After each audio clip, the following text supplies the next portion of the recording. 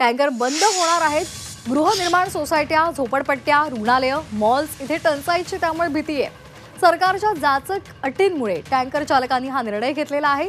वाढत्या उन्हासोबतच आता मुंबईतील अनेक भागांमध्ये कमी दाबानं आणि कमी प्रमाणामध्ये पाणी पुरवठा सध्या होताना पाहायला मिळतोय।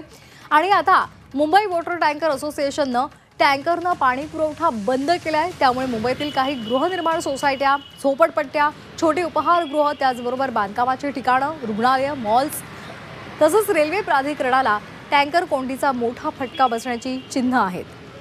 सरकारनं घातलेल्या जाचक अटींमुळे टँकर मालकांनी टँकर सेवा बंद करण्याचा निर्णय घेतलाय।